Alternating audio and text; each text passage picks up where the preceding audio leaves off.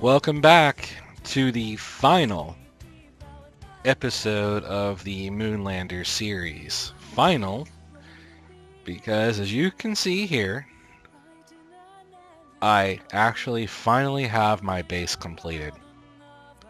I'm going to go over quickly each one of these parts as part of the final episode of this series.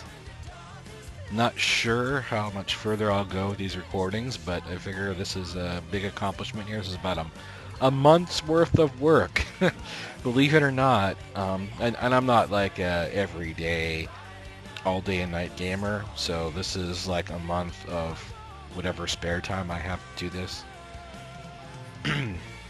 It's also learning the mods and how they work, and you guys have already seen, if you followed any of these episodes, how many times I wind up having to revert because I blow up my rockets or do incorrect landings or flip over my rovers or so on and so forth. So what you're seeing here is a culmination of a month's worth of work. And I don't know. To me, it's pretty cool because I was finally able to create a fully self-sufficient colony on the moon. You can see here's the Mad Max rover. This section here was a part that went with this section. This section here, of course, is the most of the solar power generator. It also does the, I have to turn the HUD back on, you guys won't see it.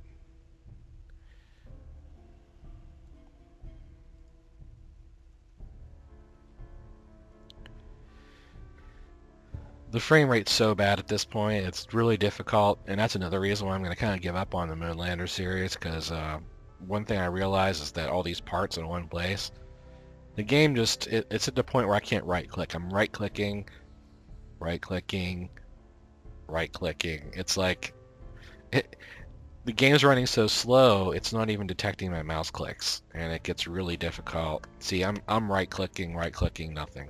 So, sometimes I have to have this out. Right-click, right-click, right-click. Yeah, it's really at the point where the game just is dead. One thing I have not tested, well, actually, let me get to that in a moment. This here is the whole engineering section, so this is where fuel and minerals and everything that come in from the drills, which are here. I have my water and mineral drills and substrate and all the other good stuff. This is the emergency greenhouse. This was a separate mod. I never really used it because it consumes a lot of electricity, but it's sort of like an emergency way to generate food if I need it. This, of course, is the main storage facility, so I have all my storage containers here. 2 ore drills, which should be drilling, which don't look like they are.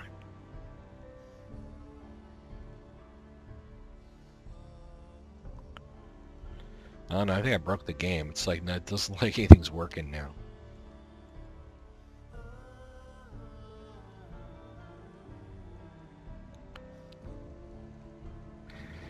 I'll mess with it later. Yeah, see, I'm not even getting the right click from the fuel cells. Nothing. Okay. Well, anyway, these are storage. You know, this is all storage. We got the drills. We have our fuel cells. This is a fuel converter. We have our greenhouse and cultivator, which generates the food and basically cleans up some of the sludge. I understand now why things aren't working properly, because I'm still focused on the rover and not on the main facility. That would actually be the reason why it's not working.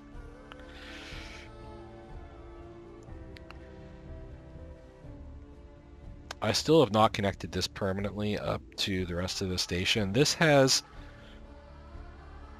some ungodly amount of food and water available. It's got a giant thing of food, water, and oxygen. I didn't really want to hook this up because I want the colony to be self-sufficient. This is an emergency. I can actually create quickly create a pipe from here to here and connect it to the station, so I'm not too worried about that. I'd really like to leave this ship sort of like an emergency escape vessel, because I have enough fuel in here to put it in here. I can roll this sucker out to the landing area, push it upright, and take off, and it actually have, I think, capacity for I think 3 Kerbals can fit in this, I think. But this is kind of like my escape vessel. I really don't want to permanently hook it up to the station.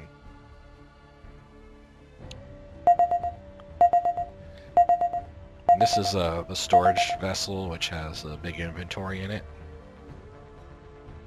See, all these extra parts. There's actually life support and batteries and engines and solar panels and all kinds of goodies. Basically, this will allow me to build and repair vessels while I'm on the surface. Not really sure if I'm going to use that now at this point. I've kind of decided I think I'm going to give up on the moon. I am supposed to rescue What's-Her-Face from the other side of the moon. I'm debating whether I want to do that. I mean, I could probably whip together a vessel, rescue her, and take her back to Kerbin. Is it really worth it? No, she's a 0 star. Not really worth it. Okay, now I'm going backwards here.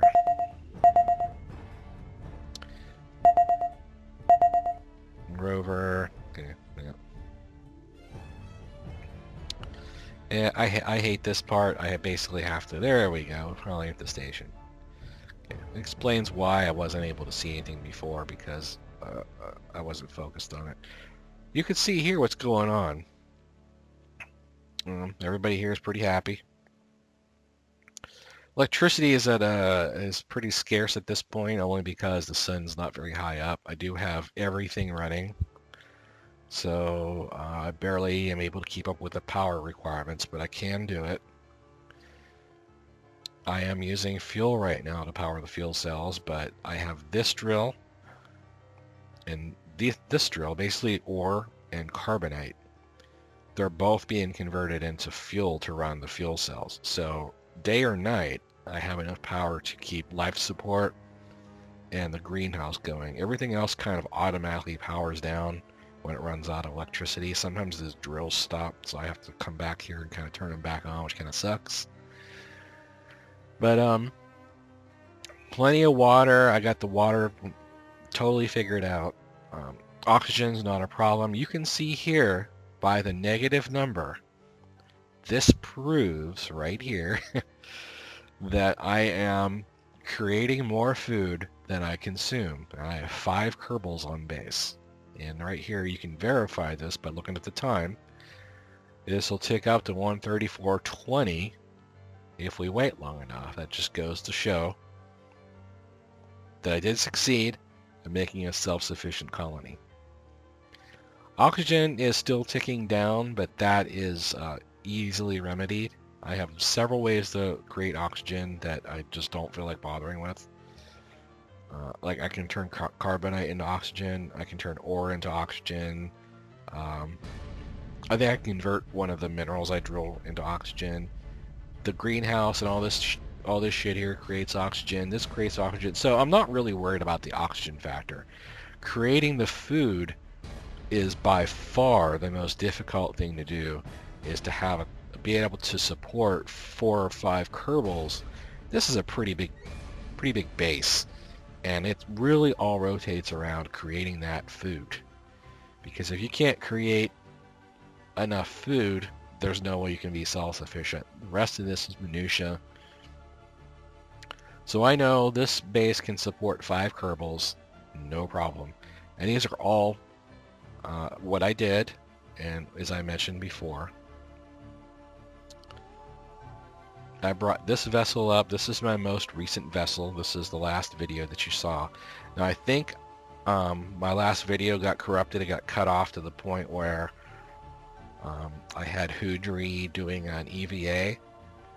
I tried to play 2 other videos after that, about 10 minutes worth of video, and it seemed like they're corrupted, so I might not be able to upload those.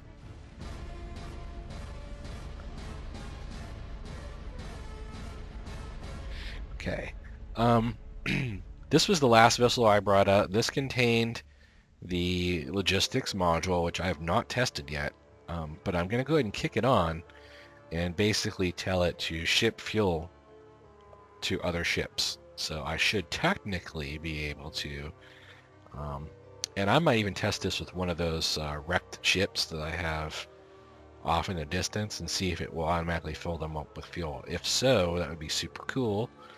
That would allow me to fuel from orbit, and that was the whole point of this base, besides being self-sufficient, was to allow it to drill and send fuel into orbit without even needing to land. The machinery, which I showed you before, which was like 30 tons worth, I've definitely parsed it out. It made night and day difference maxing out the machinery to get everything as efficient as possible. The training center, I used it. Bill Kerman, you can see here, he was my 3-star engineer. He trained everybody else here, all 4 other Kerbals, including Awesome Hoodry, up to 3-star engineers. So I have 5 3-star engineers. In fact, all my engineers are here, which is a problem, because I'm going to need to send at least one of them home if I decide to reproduce this kind of colony scenario on another planet. Now, I don't know if I'm really going to go that far. I kind of feel like at this point I've mastered the game. When I get to this point in the game, I usually kind of blow it off and move on to something else. So there's no guarantees that I'm going to make any more videos after this for KSP. We'll see. Right now I'm kind of thinking about it. This is, with all the mods I have installed, this was a very, very cool game. A lot of fun. This was a huge challenge. I really enjoyed it.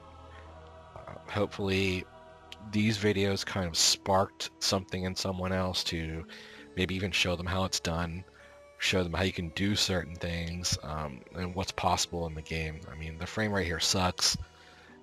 It's one thing you kind of have to get over is when you put this much crap together. In any other game, it would not be a problem, but it's just the way the coding was done. Every piece here has physics. Even right now, even though they're all standing still, they're all the physics is being calculated for every single part, and you know, that's something that I think Squad needs to fix. When a vehicle has landed and it has its legs in the dirt, the physics should shut off to the point where, you know, it doesn't have to calculate anything. Even though I know it is right now, it shouldn't. And that's really why it's kind of making me abandon the space, because I can't really play it at 5 frames a second. It's too brutal. I can barely fly the rover. I have to get about 3 or 4 kilometers away before the frame rate gets better. It kind of sucks. But I attained my goal.